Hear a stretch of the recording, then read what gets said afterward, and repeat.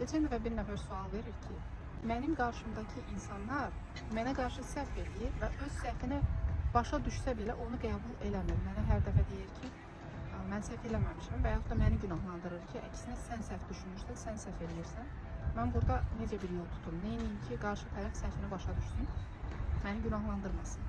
Sən bunu ona başa salsan, onun səhv olduğunu ona sübut eləsən, nə dəyişəcək?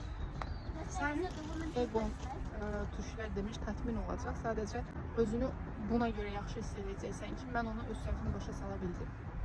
Amma bir təklif edə bilərəm ki, sənin ona özünü sübut etməyə sərf etdiyin enerjini özünə yönləndirsən, daha güclü bir insan ola bilərsən. Əgər qarşındakı insan hər dəfə səhv edir və səhvlərini qəbul etmirsə, üstəlik də səni də günahlandırırsa, bu onun öz şəxsiyyəti ilə bağlı probleminin göstəricisidir. Və burada sənin ona enerjini hədər edib nəyisə sübut etməyə çalışmağı əksinə özünə zərərlidir.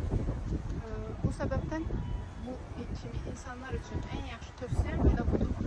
Onlara o qədər də önəm verməmək və nəyisə sübut etməyə çalışmamaq. Əgər o insanın ego problemi varsa, onsuz da hər dəfə özünü haqlı çıxarmağa çalışacaq və sənin enerjin gedəcək.